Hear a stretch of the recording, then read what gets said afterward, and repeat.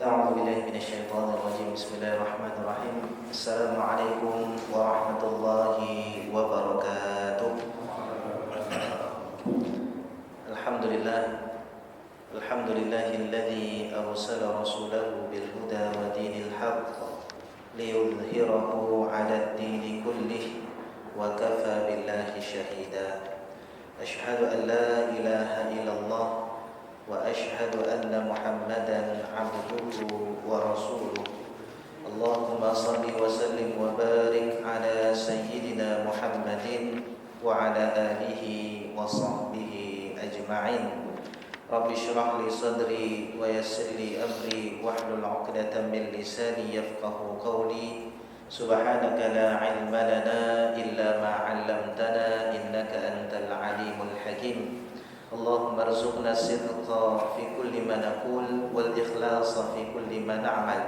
اللهم اجعلنا من الذين يستمعون القول فيتبعون أحسنه.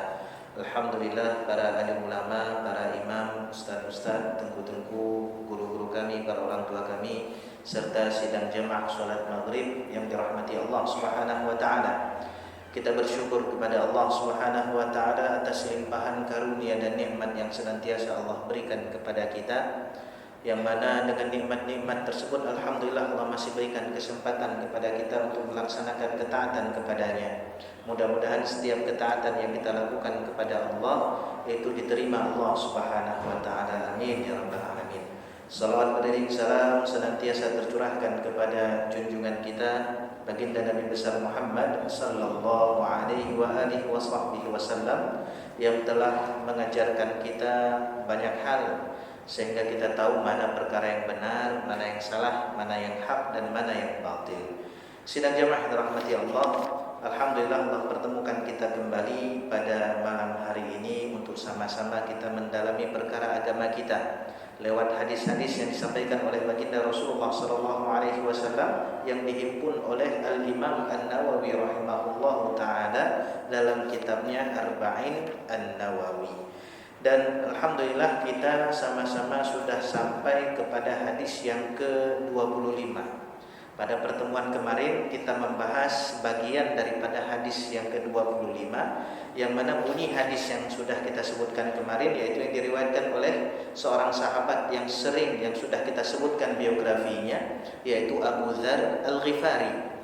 Yang mana Abu Dzar Al-Ghifari mengisahkan kepada kita lewat riwayatnya, yaitu tentang orang-orang fuqaraul muhajirin yang datang kepada Rasulullah sallallahu alaihi wasallam mengadukan keadaan mereka yang tidak bisa berbuat kebaikan melebihi kebaikan yang bisa dilakukan oleh orang-orang kaya.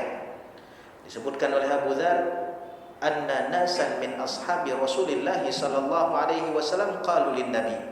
Orang-orang fakir ini mendatangi baginda Rasulullah kemudian berkata kepada Rasulullah, "Ya Rasulullah, wahai utusan Allah, zahaba ahlud duthur bil ujur." Ini orang-orang kaya telah melampaui kami daripada kebaikan amalan yang bisa mereka lakukan. Yusalluna kama nusalli. Orang-orang kaya salat sebagaimana kami salat. Ya wa yasumuna kama nasum. Dan mereka pun berpuasa sebagaimana kami berpuasa.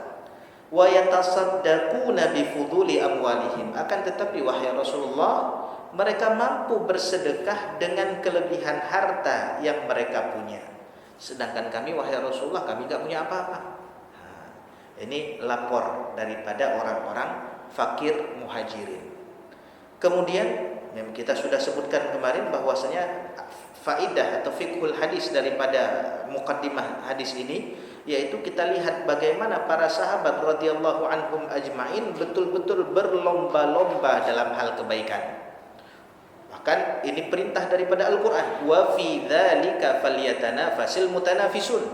Di dalam surat Al-Mutaffifin disebutkan ketika Allah menyebutkan tentang kenikmatan surga dengan apa yang ada di dalamnya, Allah mengatakan wa fi dzalika falyatanafasil mutanafisun.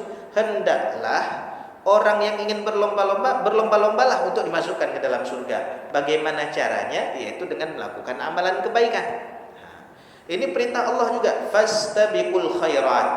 Sehingga orang-orang fakir dari golongan muhajirin betul-betul ingin berlomba-lomba, ingin amalan mereka juga bisa sebanding dengan apa yang bisa dilakukan oleh orang-orang kaya daripada bersedekah. Kemudian selanjutnya Rasulullah SAW untuk menggembirakan hati mereka, untuk menenangkan kerisauan yang ada pada diri mereka, Rasulullah pun menjawab. Ini sifat Rasulullah. Tidak ada orang yang datang kepada Rasulullah membawa masalah, melainkan keluar daripada Rasulullah selesai masalahnya. Kemudian Rasulullah mengatakan kepada orang-orang fuqara'ul muhajirin, apa kata Rasulullah? Awalaysa qad ja'alallahu lakum ma tasaddaqun? Bukankah Allah telah memberikan kepada kalian sesuatu yang bisa kalian sedekahkan? Di sini Rasulullah ingin membenarkan pemahaman orang-orang fuqara muhajirin yang mereka kira bahwasanya bersedekah itu bentuknya hanya materi saja, bentuknya hanya uang saja. Maka Rasulullah memberitahukan kepada mereka tentang hakikat daripada sedekah. Apa pengertian sedekah daripada agama kita, daripada syariat kita. Maka Rasulullah mengatakan, bukankah Allah telah memberikan kepada kalian peluang, sesuatu yang bisa kalian sedekahkan? Mereka bingung, apa maksudnya ini? Baru dijelaskan oleh Rasulullah.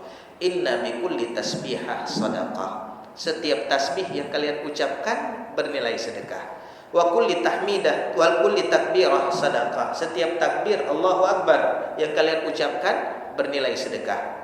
Wa kulli tahmidah sadaqah. Setiap tahmid alhamdulillah yang kalian sebutkan itu juga bernilai sedekah. Wa kulli tahlilah la ilaha illallah juga bernilai sedekah. Wa amrun bil ma'ruf sadaqah. Mengajak orang kepada perkara yang ma'ruf juga bernilai sedekah.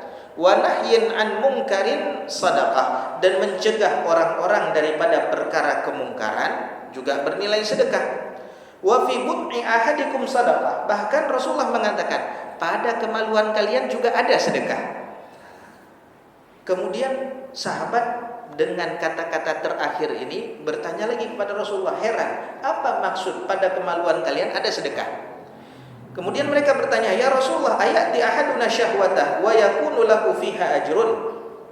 Wahai Rasulullah, apakah kalau kami mendatangi syahwatnya, yaitu menggauli, melampiaskan syahwatnya pada perkara yang halal, yaitu kepada istrinya, itu untuk kepentingan sendiri, apakah di situ juga dapat pahala?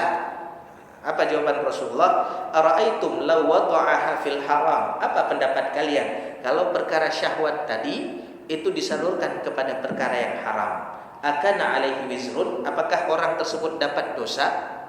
Ya jelas dapat dosa. Maka Rasulullah mengatakan, fakadzalika idza wada'aha fil halal kana lahu ajrun. Begitu pula kalau diletakkan, disalurkan kepada perkara yang halal, maka dia juga mendapatkan ganjaran pahala. Hadis ini diriwayatkan oleh Imam Muslim.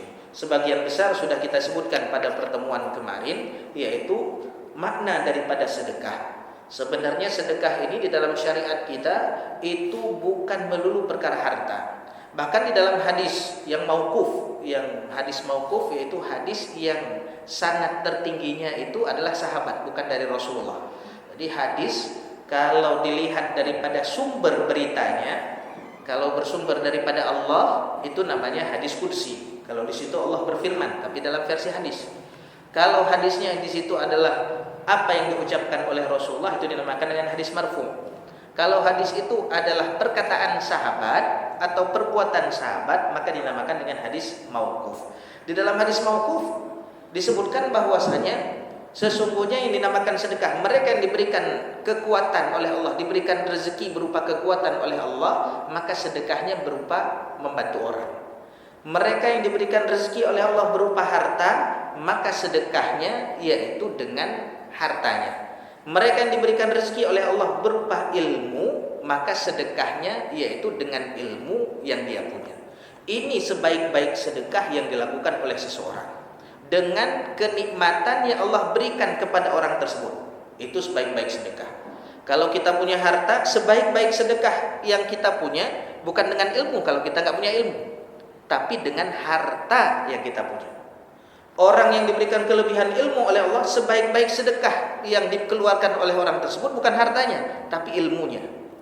Mereka yang diberikan kekuatan fisik oleh Allah, sebaik-baik sedekah yang dikeluarkan oleh orang tersebut bukan ilmunya, bukan hartanya, tapi dengan kekuatan fisiknya, dengan membantu orang-orang yang lemah. Ini sebaik-baik sedekah. Kenapa demikian? Karena memang Allah Subhanahu wa taala akan minta pertanggungjawaban atas nikmat yang Allah berikan kepada kita. Tsumma latus'alunna yauma idzin 'anin na'im. Allah akan minta pertanggungjawaban daripada kita atas nikmat-nikmat yang Allah berikan kepada kita. Maka kalau kita diberikan, kita merasa, oh Allah telah berikan saya fisik ada, kekuatan ada, rezeki harta ada, rezeki ilmu ada, maka semuanya dikeluarkan di jalan Allah. Dan dikeluarkan pun enggak semuanya diminta sama Allah, cuman sebagian kecil saja supaya kita bisa sebagai wujud syukur kita atas nikmat yang Allah berikan kepada kita. Ini definisi atau hakikat sedekah di dalam syariat. Kemudian yang kedua, ketika Rasulullah SAW menyebutkan ada dua macam kebaikan daripada hadis ini. Yang pertama, Rasulullah menyebutkan kepada orang-orang fakir itu, bukankah Allah telah memberikan peluang bagi kalian apa yang bisa kalian sedekahkan? Yang pertama menyebutkan tentang zikir. Tasbih, tahmid, takbir, tahlil itu merupakan sedekah. Yang kedua yaitu yang pertama zikir berhubungan dengan diri sendiri, tidak ada urusan dengan orang lain.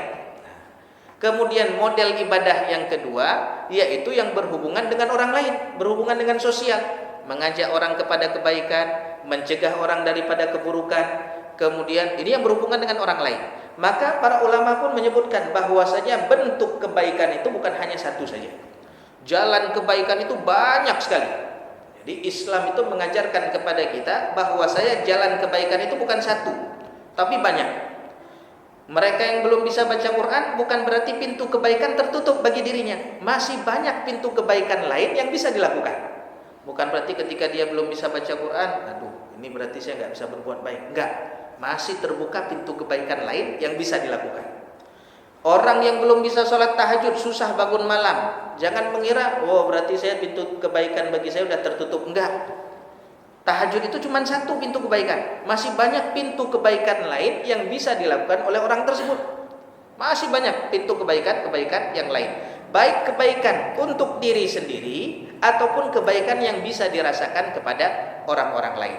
Makanya disebutkan anwa'ul khair itu ada dua. Macam-macam kebaikan ada dua, yaitu yang pertama al-khair al-muta'addi, yaitu kebaikan yang bisa dirasakan oleh orang-orang, kebaikan untuk diri sendiri. Ini dua macam kebaikan. Dan di antara dua macam kebaikan ini para ulama sepakat yang terbaik adalah yang mana kebaikan tersebut bisa dirasakan oleh orang banyak. Ada kebaikan sendiri, zikir, bagus. Tapi lebih baik lagi kalau seandainya kebaikan tersebut bisa dirasakan oleh orang banyak. Bagaimana? Dengan membantu orang lain. Contoh berkhidmah, paling besar tuh berkhidmah. Berkhidmah ini paling besar kebaikannya. Kenapa? Betul-betul bisa dirasakan oleh orang banyak. Orang merasakan kemudahan dalam beribadah. Orang merasakan kemudahan dalam melakukan aktivitas. Orang merasakan kemudahan dari segala urusan yang dihadapinya, itu biasanya gara-gara ada orang yang berkhidmah. Makanya khidmah ini penting.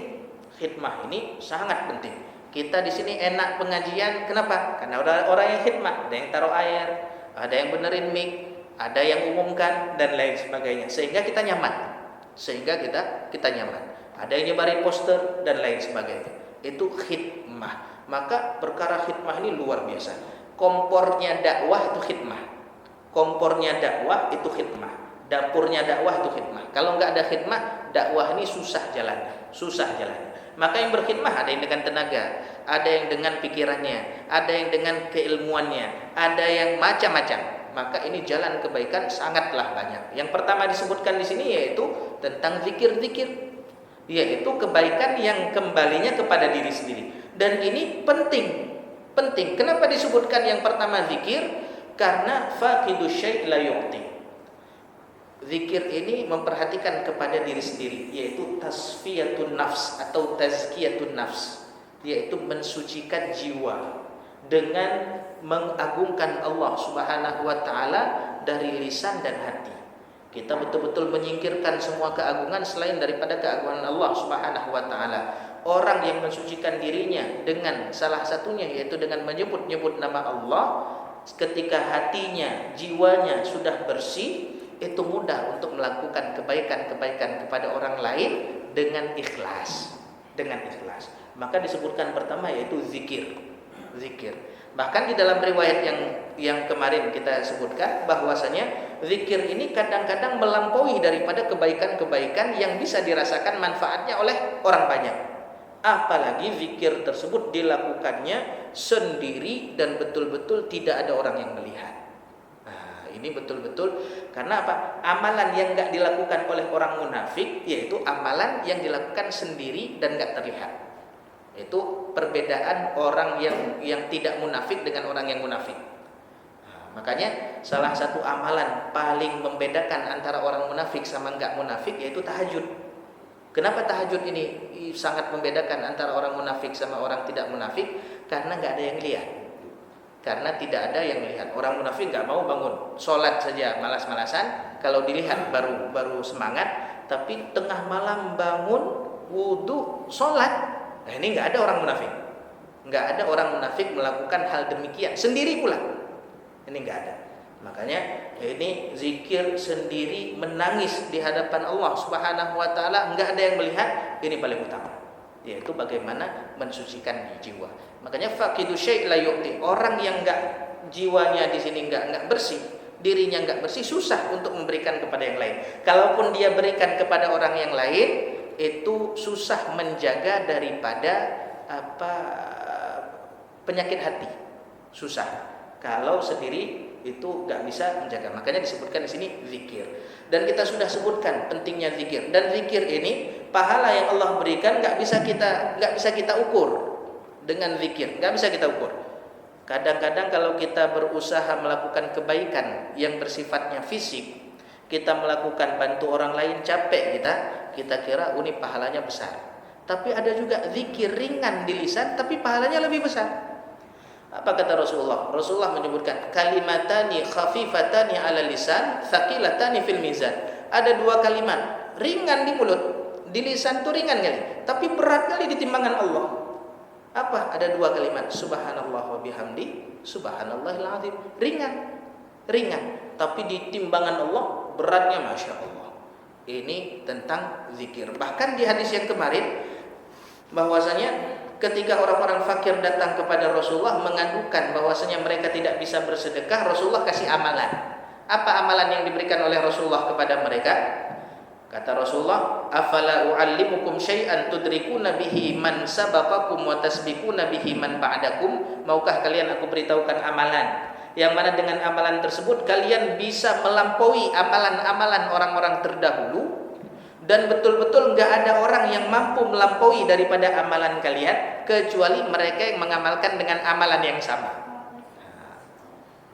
Terkejut nih orang-orang fakir. Mau amalannya. Dikasih amalan sama Rasulullah. Apa amalannya? Amalannya yang sering kita baca, yaitu setelah sholat 5 waktu, itu subhanallah 33 kali, alhamdulillah 33 kali, Allahu akbar 33 kali, dengan ditutup la ilaha illallah wahdahu la syarikalah, lahul mulku wa lahul hamdu yuhyi wa yumiit wa huwa ala kulli syai'in qadir.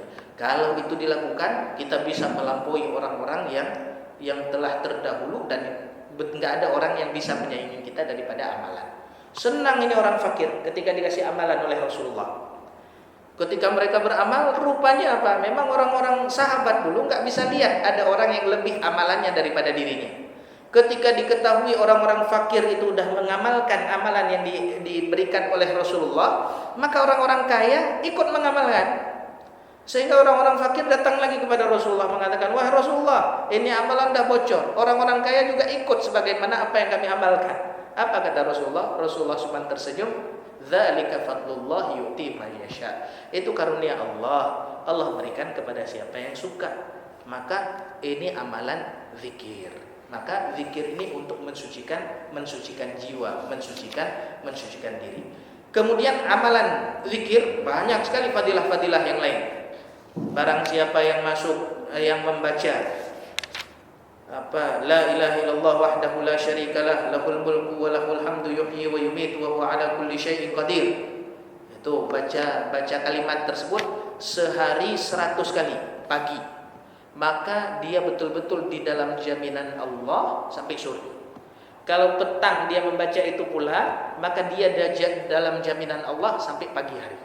Bahkan disebutkan pahalanya sebagaimana dia memerdekakan 10 orang budak.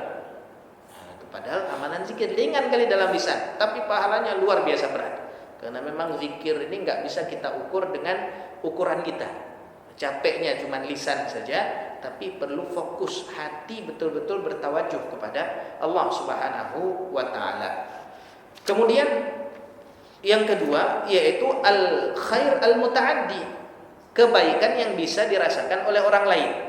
Kebaikan yang bisa dirasakan oleh orang lain, para ulama sepakat itu lebih baik daripada kebaikan yang hanya untuk diri sendiri. Tapi tergantung siapa yang mengamalkan.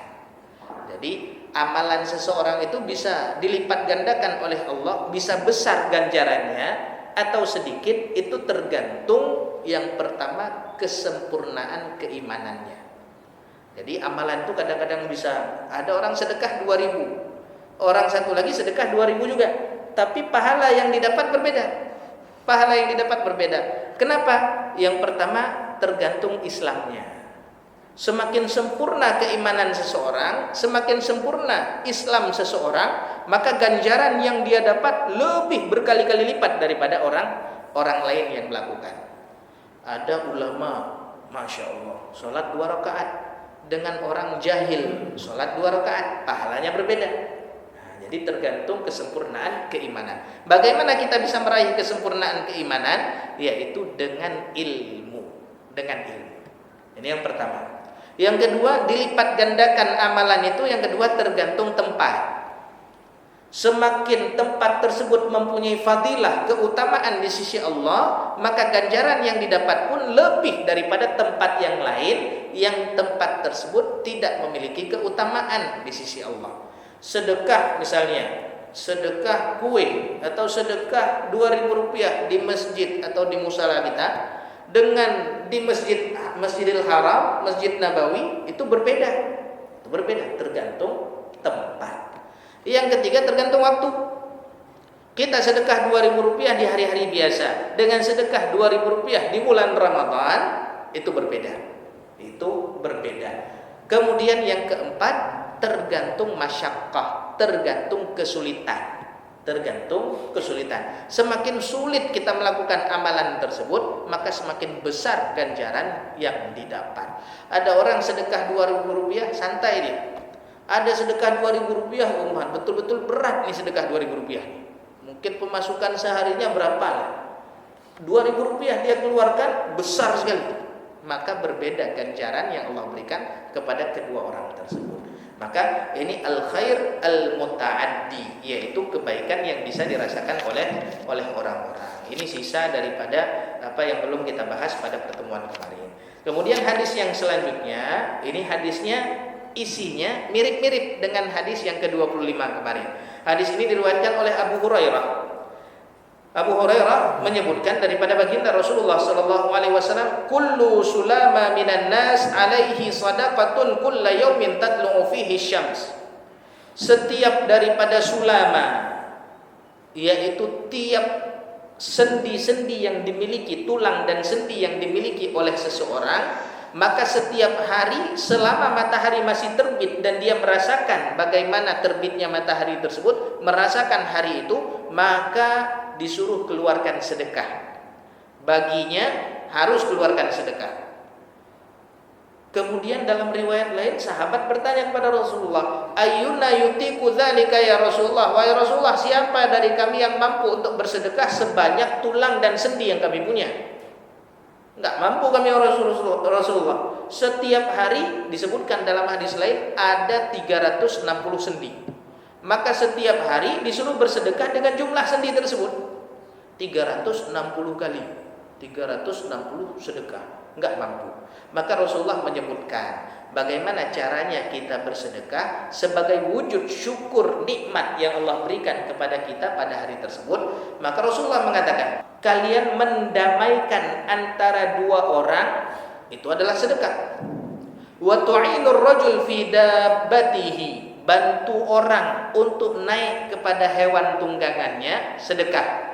Ada orang nggak bisa naik hewan tunggangan, harus kita angkat dulu, sedekah. Atau ada orang bawa beban, kemudian untuk menaikkan ke hewan tunggangannya kita bantu, itu pun sedekah.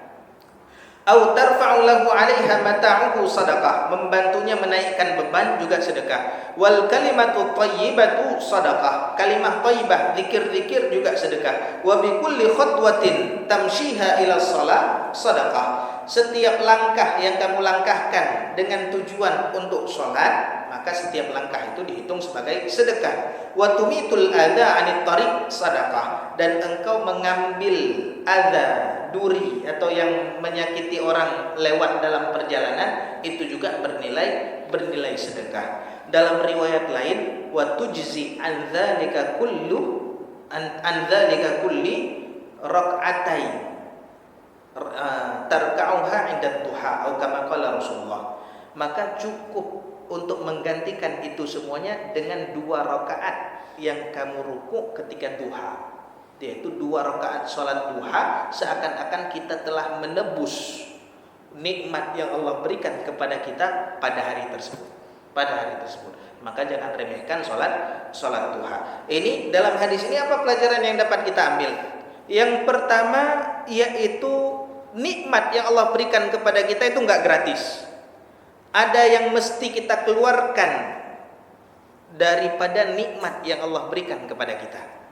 Allah kasih nikmat sehat, Allah kasih nikmat waktu, Allah kasih nikmat, semua nikmat yang Allah kasih itu enggak gratis. Ada perkara yang harus kita keluarkan sebagai bentuk syukur kita atas nikmat tersebut.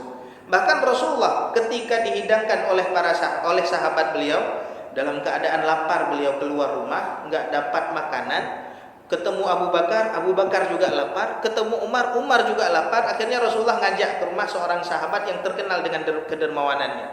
Ketika dilihat ada Rasulullah yang datang, sahabat ini langsung khidmah. Dikasih daging kambing, dikasih air dingin, dikasih kurma, diberikan semuanya. Rasulullah makan. Setelah itu apa kata Rasulullah? Ini nikmat akan diminta pertanggungjawabannya oleh Allah nanti di hari akhirat. Kemudian Rasulullah baca, "Tsumma latus'alunna yauma idzin 'anil na'im." Nanti di akhirat akan diminta pertanggungjawaban atas nikmat-nikmat. Dan nikmat yang Allah berikan kepada kita, Masya Allah, banyak kali. Mobil Allah kasih, keluarga Allah kasih, rumah Allah kasih, sehat Allah kasih, semua Allah kasih. Maka akan diminta pertanggungjawaban dari apa yang diberikan oleh Allah kepada kita daripada nikmat-nikmat. Maka salah satu wujud syukur kita yaitu bersedekah. Kalau enggak mampu bersedekah, maka cukup dengan 2 rakaat yang engkau lakukan ketika duha. Maka 2 rakaat saja. Enggak diminta banyak-banyak, 2 rakaat ketika duha. Ini sebagai wujud syukur kita kepada Allah Subhanahu wa taala atas nikmat yang Allah berikan kepada kita. Kemudian disebutkan juga, ini bagaimana cara kita bersyukur kepada Allah Subhanahu wa taala dengan berzikir. Kata Rasulullah sallallahu alaihi wasallam, Allahumma inni asbahtu minka fi ni'matin wa afiyatin.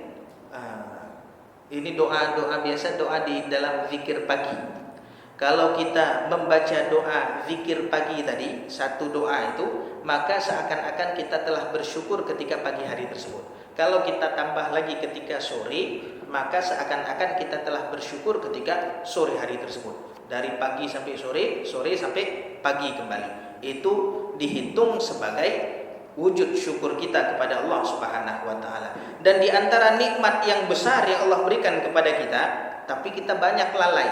Kata Rasulullah, ni'matani maghbunun alaihima katsirun minan nas. 2 nikmat yang banyak orang lalai. Maghbun artinya apa? Maghbun ini dalam perdagangan. Ini biasanya lafaz yang digunakan dalam perdagangan. Kalau dimanfaatkan dengan sebaik-baiknya, dia akan untung berkali-kali lipat. Tapi kalau dia ini disia-siakan akan rugi, betul-betul jatuh rugi, maghbun. Maka kata Rasulullah, dua nikmat yang merupakan modal utama. Kalau dimanfaatkan dapat untung, kalau nggak dimanfaatkan betul-betul rugi. Yang banyak manusia lalai. Apa dua nikmat ini? As-sihhatu wal faragh. Sehat dan punya waktu luang. Ini dua ini nikmat yang paling banyak orang lalai. Ketika sehat nggak mau melakukan banyak amalan, maka dia akan merugi ketika sakit.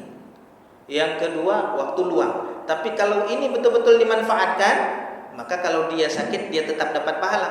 Kalau dia sakit dia tetap dapat pahala. Ini dua nikmat yang paling banyak orang lalai daripadanya. Kemudian selanjutnya, sedekah yang dikatakan oleh Rasulullah SAW di sini, kalau sedekah berupa harta atau berupa kebaikan, siapa orang yang paling berhak untuk mendapatkannya? Paling pertama yang paling berhak untuk mendapatkan kebaikan yang kita lakukan atau sedekah yang kita keluarkan, yang paling utama untuk mendapatkannya adalah orang yang paling dekat dengan kita. Siapa? Istri. Kalau kita sahabat datang kepada Rasulullah, ya Rasulullah, saya punya 1 dinar, kemana saya sedekahkan? Apa kata Rasulullah? Kepada dirimu dulu. Saya punya 1 dinar lagi, kepada siapa? Kepada istrimu. Saya punya 1 dinar lagi, kepada siapa wahai Rasulullah? Kepada anakmu. Saya punya 1 dinar lagi wahai Rasulullah, kepada siapa? Kepada pembantumu. Saya punya 1 dinar lagi wahai Rasulullah, kepada siapa? Kamu lebih tahu siapa yang lebih layak untuk dapat setelahnya. Maka yang paling utama untuk mendapatkan kebaikan daripada kita, yaitu orang yang menjadi tanggungan kita. Mulai dari istri, kemudian anak, kemudian pembantu, kemudian orang-orang yang ada di sekitar kita, baru kita cari orang-orang yang lain. Kalau kita mau sedekah, cari dulu orang yang menjadi tanggungan kita. Yang kedua, makanya disebutkan urutan. Kalau kita ingin berinfak atau bersedekah, kemana kita keluarkan? Kata Rasulullah, wabda biman ta'ul. Mulai dari orang yang menjadi tanggunganmu. Siapa yang hubungan kekerabatan dengan kita? Cek dulu. Jangan kasih ke orang lain, cari. Mungkin ada paman, mungkin ada anak umum, mungkin ada saudara yang mana mereka masih berkekurangan. Jangan kasih ke orang dulu, cari ke mereka dulu, berikan pada mereka. Sudah mereka, oh kayaknya semua keluarga-keluarga saya, paman-paman saya, saudara-saudara saya semuanya udah berkecukupan. Maka kemana setelahnya? Maka baru cari jiran. Siapa jiran ini? Tetangga. Cek dulu tetangga. Ada nggak tetangga yang berkekurangan? Kalau ada, berikan kepada mereka dulu. Kalau udah tetangga ini udah selesai, maka silahkan cari kemana yang kamu suka. Nah, ini urutan daripada bersedekah. Urutan daripada bersedekah. Kemudian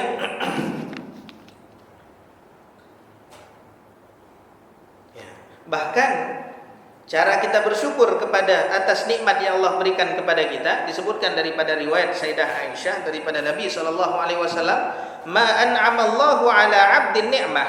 Tidaklah Allah Subhanahu wa taala memberikan kepada seorang hamba itu nikmat. Fa'alima annaha min indillah. Kemudian dia tahu rupanya nikmat itu daripada Allah. Ketika diberikan hadiah, diberikan apa kepada dirinya, dia tahu, Masya Allah, ini daripada Allah. Ini daripada Allah. Cukup mengetahui itu berasal daripada Allah, illa kataballahu lahu syukraha min qabli ayashkaraha. Maka Allah sudah catat dia sudah bersyukur, padahal dia belum bersyukur dengan lisannya. Jadi tahu saja nikmat itu adalah dari Allah, maka Allah sudah mencatat orang itu sudah bersyukur. Maka bersyukur ini berat sebenarnya. Rasulullah menyebutkan, man lam yashkuril qalil lam yashkuril katsir. Orang yang tidak tahu bagaimana bersyukur dengan perkara kecil, maka hakikatnya dia nggak pernah pintar bersyukur kalau diberikan hal-hal yang besar. Orang yang nggak bisa berterima kasih kepada manusia, maka hakikatnya dia tidak tahu bersyukur kepada Allah. Kalau diberikan uang sedikit, nggak tahu dia terima kasih. Tapi kalau uang banyak, baru tahu terima kasih. Ini sebenarnya dia nggak tahu bersyukur, nggak pintar bersyukur. Ya, jadi kalau dikasih hal kecil dia mampu bersyukur, maka kalau dikasih hal besar dia pasti tahu cara bersyukur. Ini bagaimana menilai orang yang bersyukur. Kemudian bersyukur ini bukan hanya dengan lisan. Bersyukur itu juga harus diungkapkan dengan amalan. Sebagaimana firman Allah, "I'malu ala Daud syukra." Wahai keluarga Daud, beramallah kalian sebagai wujud syukur kalian kepada Allah Subhanahu wa taala. Maka bagaimana cara bersyukur? Bukan hanya dengan lisan, dengan perbuatan pun kita harus bersyukur, yaitu dengan menggunakan nikmat tersebut untuk ketaatan kepada Allah. Makanya di dalam Al-Qur'an Allah pernah bertanya kepada manusia, "Ya ayyuhal insan," kata Allah. Lembut sekali Allah bilang, "Wahai manusia, ma gharraka bi rabbikal karim?" Apa yang membuatmu durhaka, berbuat maksiat kepada Tuhanmu yang telah memberikan segala-galanya kepada kamu? Ya ayyuhal insan, ma gharraka bi rabbikal karim? Alladzi khalaqaka fasawwaka fa'adalak. Yang mana Tuhanmu tersebut itu telah menciptakanmu, telah menyempurnakanmu, betul-betul membentukmu dengan bentuk yang paling sempurna. Kok masih bisa kamu bermaksiat kepada Allah Subhanahu wa taala? Ini kata Allah di dalam Al-Qur'an. Maka kita sempurna ini sebenarnya adalah pemberian daripada Allah. Dan kita harus bersyukur kepada Allah Subhanahu wa taala. Bahkan para salafun saleh itu ketika mereka fakir, enggak punya apa-apa, bahkan kasurnya pun harus dijahit daripada sisa-sisa baru punya kasur, tapi lisannya enggak pernah luput daripada kalimat alhamdulillah, alhamdulillah, alhamdulillah. Ketika ditanya sama orang, "Emang kamu bersyukur atas apa?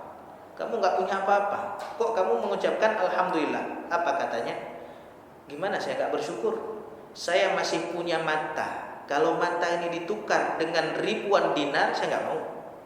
Saya masih punya lisan yang bisa bercakap-cakap, bisa memuji Allah. Kalau lisan ini ditarik sama Allah, kemudian diganti, ada orang yang ingin ngambil lisan dia diganti dengan uang berapa banyaknya, saya nggak mau. Kemudian saya pun masih punya pendengaran, yang mana pendengaran saya ini kalau ditukar dengan barang-barang, saya nggak mau. Maka saya sebenarnya masih kaya. Dan saya mengucapkan alhamdulillah karena syukur nikmat yang Allah berikan kepada saya." Maka kalau kita cek tubuh kita berapa nikmatnya, nggak mampu kita. Ada orang yang gara-gara nggak bisa melihat mengeluarkan uang miliaran, gara-gara mata saja berobat kemana-mana. Berarti nikmat mata itu nggak ada bandingannya. Bahkan ada dari kalangan Bani Israel, orang terdahulu di hari kiamat, dia 500 tahun menyembah Allah, gak pernah bermaksiat. Tapi di hari kiamat, daripada Rasulullah menyebutkan, orang ini dikatakan oleh Allah kepada para malaikat, "Wahai para malaikat, masukkan dia ke dalam surga gara-gara rahmatku." Orang ini protes, "Ya Allah, kok saya masuk surga dengan rahmatmu, bukan dengan amalan saya?" 3 kali diulang oleh lelaki tadi, oleh ahli ibadah ini. Dia gak pernah bermaksiat. "Ya Allah, kok saya masuk surga dengan rahmatmu karena kasih sayang Allah, bukan dengan amalan yang dia lakukan." Maka kemudian Allah Subhanahu wa taala, apa yang Allah lakukan kepada orang tersebut, disuruh sama malaikat, coba bandingkan dengan satu nikmat saja, nikmat mata, coba bandingkan dengan amalan yang dia punya. Ketika dicek, rupanya lebih berat nikmat mata daripada nikmat seluruh kebaikan selama 500 tahun. Sehingga orang tersebut masukin ke neraka. Ini bagaimana satu nikmat saja. Ada juga orang yang menyembah, di dalam riwayat orang yang menyembah Allah 50 tahun. Enggak pernah berbuat maksiat, 50 tahun menyembah Allah Subhanahu wa taala. Dia mimpi dimasukkan ke dalam surga bukan gara-gara amalannya. Dalam mimpinya dia bilang sama Allah, "Ya Allah, saya enggak pernah bermaksiat. Kok saya dimasukkan surga gara-gara rahmat, bukan gara-gara amalan saya?" Akhirnya apa? Allah perintahkan malaikat, coba malaikat tahan satu urat dia saja malam. Ditahan satu uratnya, ketika terbangun dia nggak bisa tahajud, dia nggak bisa zikir, satu urat aja dibuat tahan sama Allah, nggak bisa tahajud, nggak bisa zikir, nggak bisa sedekah, nggak bisa semuanya. Terbaring di atas tidur, satu urat saja ditahan oleh Allah Subhanahu wa taala. Sehingga ketika urat tersebut dilepas, baru dia merasa, Masya Allah, satu urat saja kalau ditahan sama Allah, nggak bisa kebaikan kita lakukan. Terbaring di atas tempat tidur. Mungkin kita yang asam urat pernah merasakan, satu aja dikasih bengkak, udah duduk di rumah. Sholat jamaah enggak, sholatnya pun di rumah sendiri. Itu bagaimana kalau satu nikmat urat aja ditahan sama Allah, Masya Allah. Maka seseorang masuk surga bukan dengan amalan yang dia lakukan, tapi karena Allah, kebaikan Allah yang diberikan kepada dirinya. Kebaikan Allah yang diberikan kepada dirinya. Makanya Rasulullah mengatakan tidak ada satu orang pun yang masuk surga disebabkan amalan yang dia lakukan. Maka jangan sombong dengan amalan. Enggak ada orang masuk surga dengan amalan yang dia lakukan, tapi masuk surga gara-gara rahmat Allah. Gara-gara rahmat Allah. Bahkan kita bisa, nikmat yang Allah berikan kepada kita salah satu yang besar yaitu apa? Dijadikan kita bisa mengingat Allah. Makanya Rasulullah berdoa setelah sholat. Setiap setelah sholat, jangan tinggalkan doa ini. Apa kata Rasulullah? Qul zikrika wa syukrika wa husni ibadatik. Ini disuruh sama Rasulullah. Ya Allah, bantu saya ya Allah ala zikrika, supaya bisa mengingatmu, wa syukrika, supaya bisa bersyukur kepadamu, wa husni ibadatik, supaya betul-betul bisa beribadah dengan sebaik-baiknya kepadamu. Ini minta pertolongan kepada Allah, karena memang kita bisa beribadah itu adalah rahmat daripada Allah Subhanahu wa taala, bukan gara-gara kekuatan kita, bukan gara-gara kekuatan yang kita punya. Rasulullah pun demikian. Ketika sahabat bertanya, Rasulullah sudah bilang, orang enggak masuk surga dengan amalannya. Sahabat bilang, bahkan engkau wahai Rasulullah, ya bahkan saya enggak bisa masuk surga dengan amal yang saya lakukan. Padahal amal Rasulullah sempurna. Kemudian Rasulullah mengatakan, illa ayyataghammadani Allahu birahmatin minhu wa fadlin. Kecuali kalau Allah Subhanahu wa taala menghimpun diriku dengan rahmat dan karunia-Nya. Maka seseorang kalau sudah dirahmati oleh Allah Subhanahu wa taala itu mudah untuk melaksanakan ketaatan-ketaatan. Fasanuyassiruhu lil yusra. Kami mudahkan orang tersebut untuk kemudahan. Apa kemudahan? Yaitu masuk ke dalam surga. Dia enggak niat buat baik, bisa buat baik. Niat buat buruk, enggak bisa buat buruk. Berbeda dengan orang yang dimudahkan masuk ke dalam neraka, enggak niat buat buruk, terbuat keburukan. Niat buat baik enggak pernah bisa buat baik. Ini kalau fasanuyassiruhu lil usra, kami mudahkan dia jalan menuju neraka. Maka ini sebagai wujud syukur kepada kita, kepada Allah Subhanahu wa taala atas nikmat yang Allah berikan kepada kita, yaitu dengan beribadah kepada Allah. Dan ibadah apa yang paling utama untuk kita lakukan sebagai wujud syukur kita kepada Allah? Kata ulama yang paling utama yaitu faraid. Apa ini faraid? Kewajiban. Wujud syukur kita kepada Allah, jangan tinggalkan kewajiban. Paling utama sholat 5 waktu, jangan tinggal. Sholat 5 waktu. Kalau belum bisa berjamaah sendiri, jangan tinggal. Kalau udah bisa sholat 5 waktu sendiri, minta sama Allah kekuatan supaya bisa berjamaah. Udah bisa berjamaah, minta tolong sama Allah supaya bisa berjamaahnya juga di masjid.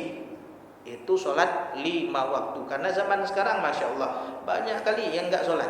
Bahkan yang di masjid pun anak-anak pinter kali. Kami di masjid Lam Dingin ribut kali maghrib.